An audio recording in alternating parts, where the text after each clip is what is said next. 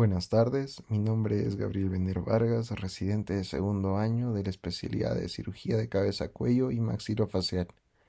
En esta oportunidad voy a realizar una telecapacitación sobre la actualización del año 2023 del sistema de reporte de citopatología tiroidea.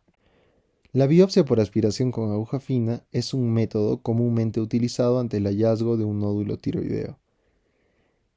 El informe del citopatólogo puede ser muy variable, ya que es un procedimiento guiado por ecografía y depende de la experticia del operador. La vascularidad del nódulo es muy importante, ya que un nódulo muy vascularizado tendrá una biopsia no diagnóstica, ya que probablemente se aspire sangre y no células foliculares. La muestra puede ser calificada como satisfactoria por algunos patólogos, mientras que la misma muestra puede ser calificada como insatisfactoria por no cumplir algunos requisitos. Cuando un nódulo tiene un componente quístico abundante, se considera una muestra no diagnóstica, ya que la aspiración solo de coloide más no de células foliculares necesarias hace que la muestra sea insatisfactoria. Usualmente se considera que una muestra es satisfactoria cuando tiene como mínimo 6 conglomerados de células bien preservadas y visualizables, y cada conglomerado tiene como mínimo 10 células. La característica cualitativa de la muestra es contener células foliculares, también puede tener coloide. En el caso de que haya menos cantidad de conglomerados, puede considerarse una muestra satisfactoria si es que se encuentra atipia.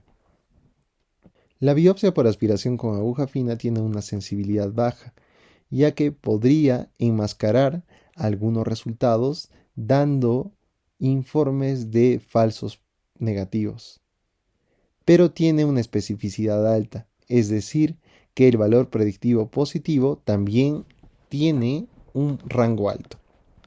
Es raro que se reporte un falso negativo, pero no improbable.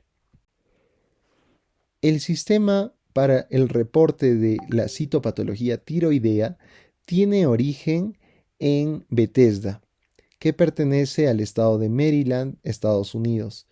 La primera conferencia que se hizo en 1988 para la estandarización de la citopatología de cuello uterino fue la primera reunión que se hizo en Bethesda, y por este motivo se utilizó.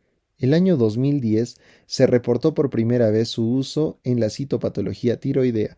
La segunda versión se publicó el año 2017 y en septiembre del año 2023 se publicó la última versión.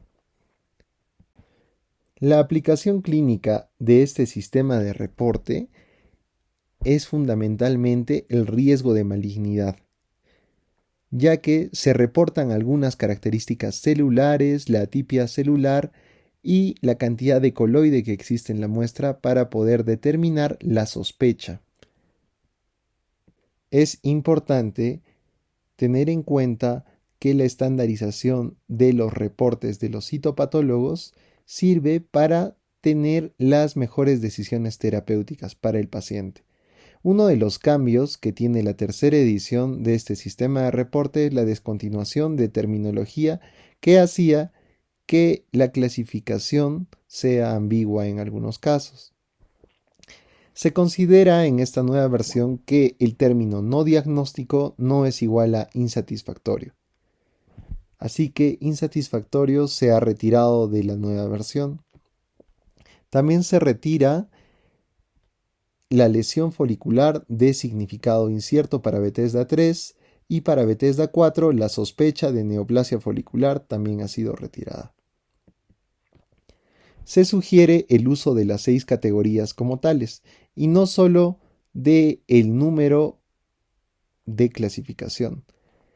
Se coloca no diagnóstico y acá se subdivide cuando solo hay contenido quístico, cuando es un espécimen virtualmente acelular o cuando tiene otro tipo de artefactos, como sangre, artefactos, coagulación de la sangre o algunos artefactos de secado. Se considera benigna o Bethesda 2 cuando hay una enfermedad folicular nodular, o cuando tiene una enfermedad crónica linfocítica como la tiroiditis de Hashimoto. También la tiroiditis granulomatosa se considera como una patología benigna.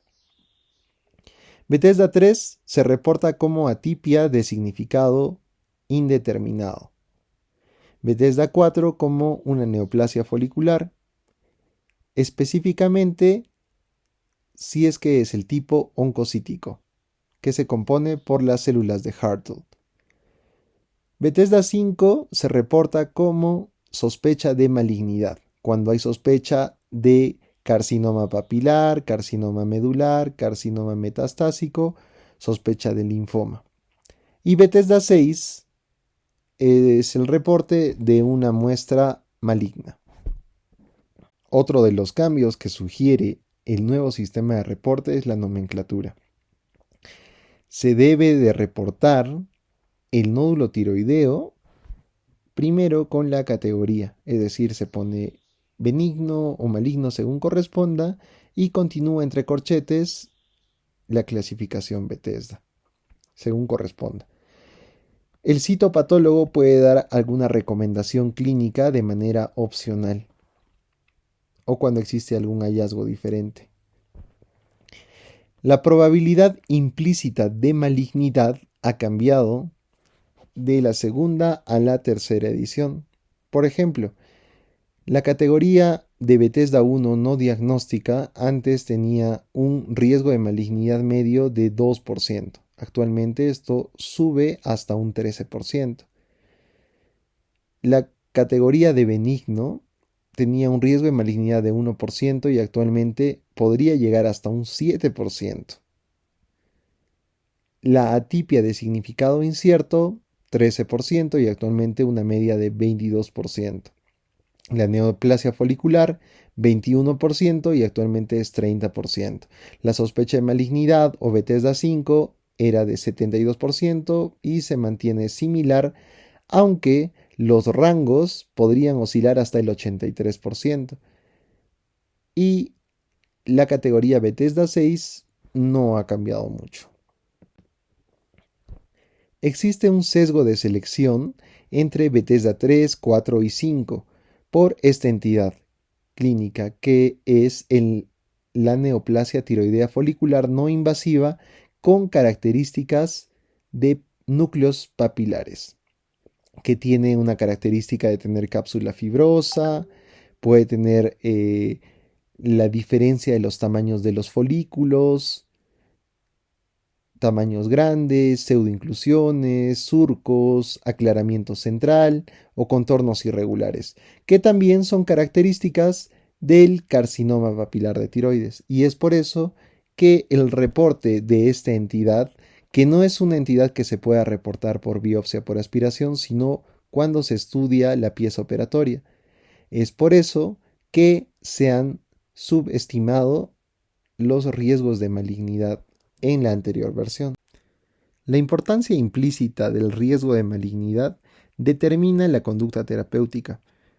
Por ejemplo, el reporte de no diagnóstico indica repetir la biopsia por aspiración con aguja fina en 6 meses.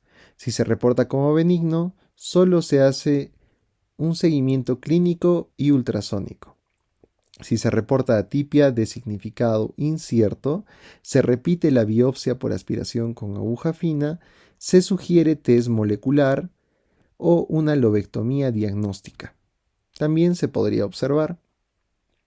La neoplasia folicular o Bethesda 4 sugiere un test molecular o una lobectomía diagnóstica. Bethesda 5 o sospecha de malignidad sugiere test molecular, lobectomía o tiroidectomía subtotal. Y un informe de Bethesda 6 maligno indica lobectomía o tiroidectomía subtotal. Otra actualización del año 2023 para este sistema de reporte de citopatología tiroidea es la inclusión de los pacientes pediátricos, donde se pone la tabla número 3 que consta del riesgo de malignidad y de las posibles recomendaciones de manejo. Si se reporta no diagnóstico, el riesgo de malignidad es del 14% y se sugiere repetir la biopsia por aspiración con aguja fina con guía ecográfica. Si el reporte es benigno, el riesgo de malignidad es del 6%, aunque podría llegar al 27%, y es por eso que se sugiere un seguimiento clínico y ultrasónico estricto. Para la atipia de significado indeterminado se tiene un riesgo de malignidad del 28%, pero también podría llegar a un 54%. Es por eso, si es que la sospecha de malignidad es muy alta, se sugiere resección quirúrgica, a diferencia de la población adulta. La neoplasia folicular tiene un riesgo de malignidad del 50% y es por eso que ya se sugiere la resección quirúrgica. La sospecha de malignidad ya tiene un 81%, aunque puede llegar al 100% en los 3 últimos, y por eso se sugiere la resección quirúrgica. Y para Bethesda 6, el riesgo de malignidad es alto y por eso se sugiere la resección quirúrgica. Uno de los objetivos implícitos de estandarizar el sistema de reporte citopatológico tiroideo es la decisión quirúrgica que se va a tomar. Existen diferentes tipos de tiroidectomía: la ismectomía, que es el procedimiento mínimo, la lobectomía, la hemitiroidectomía, la tiroidectomía subtotal y la tiroidectomía total. De acuerdo a este estudio multicéntrico que se llevó a cabo el año 2017, se vio que la tiroidectomía total tiene mayor probabilidad de desarrollar hipocalcemia transitoria o permanente y de lesión del nervio laríngeo recurrente.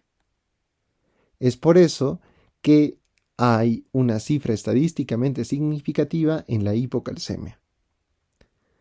Así que tener en cuenta los riesgos de malignidad de un nódulo tiroideo y la decisión quirúrgica podrían minimizar los riesgos y las comorbilidades asociadas a esta cirugía para el paciente. La estandarización constante de los sistemas de reporte hacen que los algoritmos terapéuticos sean más eficientes. Espero que la exposición haya sido de su agrado. Gracias por su atención.